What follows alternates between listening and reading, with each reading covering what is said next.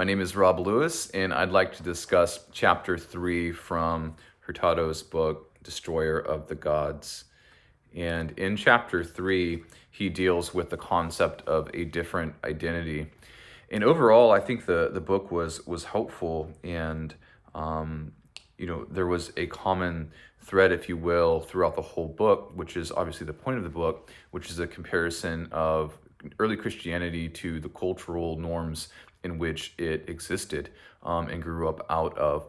And part of that, specifically was the idea and concept of Christian identity.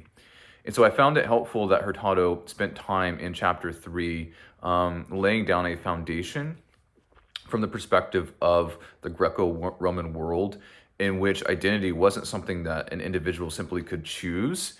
It was more like something that an individual would inherit based on their family name and where they were born even. So there was a familial and geographical element to the concept of identity, individual identity. And so it was, for our, from our perspective, there would be a bit of a difference there in the way in which we as modern people consider, identity can be shaped and evolved and, in some ways chosen.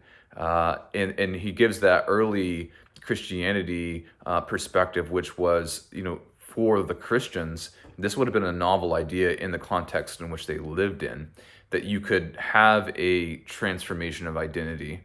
That was something that seemed to be foreign to the first and second century Greco-Roman world in which Christianity was born out of. And so I appreciated Hurtado's perspective on that. And that was true for those who were, in that Greco-Roman pagan setting, and would have seen that their even religion was affected by where they were born and who they were. And even if they moved, Hurtado makes that point that their gods, their kind of their local deities, would go with them, and it wasn't like you just got a new one. There was this kind of this cast. There was this inescapable rigid sense of identity that wasn't really meant to be changed. Even if you moved, you couldn't just move to a new town and then become a new person. Your identity went with you based on however it was established, according to where you're born and family name. So there was a lot there that was interesting to look at, how that was contrasted from the Christian perspective, that there really was a difference in identity.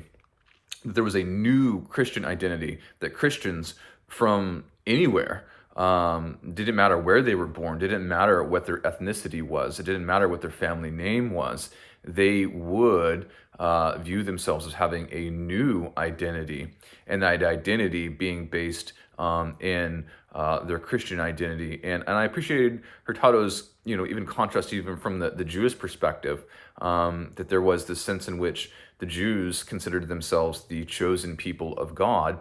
And then you've got the Christians also going, yes, well, we are too. And so there's a little bit of tension there that was helpful to just note. But also, I appreciated Hurtado's perspective that he really started to focus in on this concept of the ecclesia. And you can see that the church, capital C, if you will, has this idea of identity, but there's also the local church, biblical community, in which individuals would gain a sense of identity by being a part of the ecclesia, a part of the assembly, a part of this biblical community.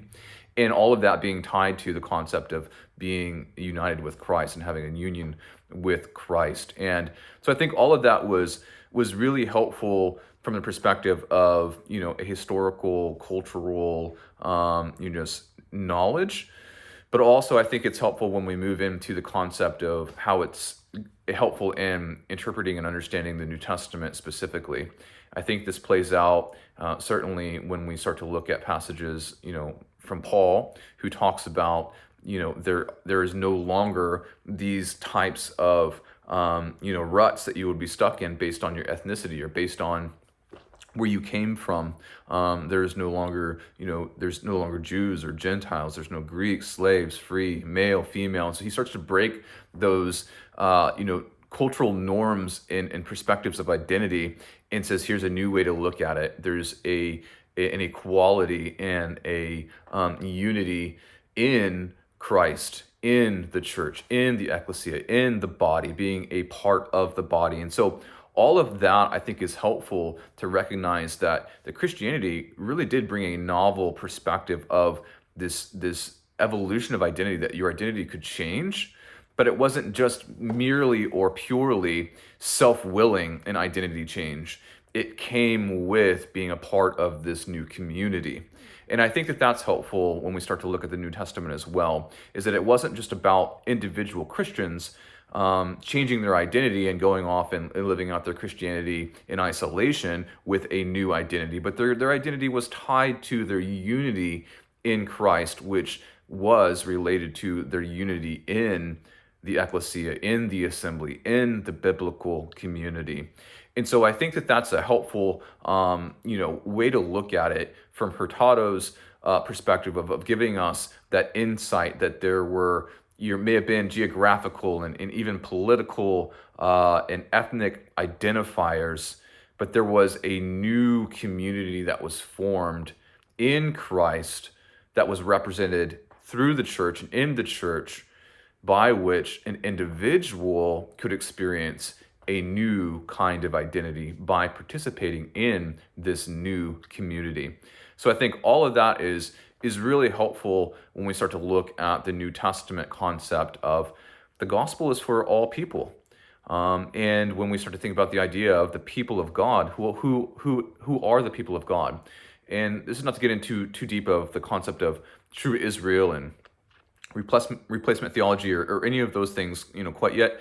But there is a concept that is clear in the New Testament that whosoever will believe, whoever comes to Christ, whoever is united with Christ by faith, by grace through faith, they are a new creation in Christ. They are a new person. The old has gone away, the new has come.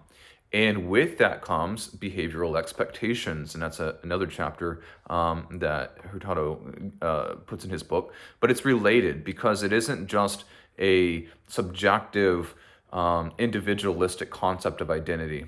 It is more of an objective and, something that affects the whole life by participating in the new community with union with Christ, which is related to an individual transformation whereby the old has passed away and the new has come, and that we are created in newness of life. The whole Ephesians 2 passage where we are God's workmanship created in Christ Jesus for good works, prepared in advance that we would walk in them. And so our walking is consistent. Our form is consistent with our function. So the form and function fit together. New identity is related to a new function, which is walking in a manner that is worthy of being united to Christ. So much more could be said on that, but I appreciated that chapter on a new or a different identity and how it does help me personally better understand the New Testament, especially Paul's passages where he talks about this transfer of identity and no longer having these cultural, social norms being the only identifiers worth considering. So much more could be said, but those are a few things that I found helpful. Thanks. See ya.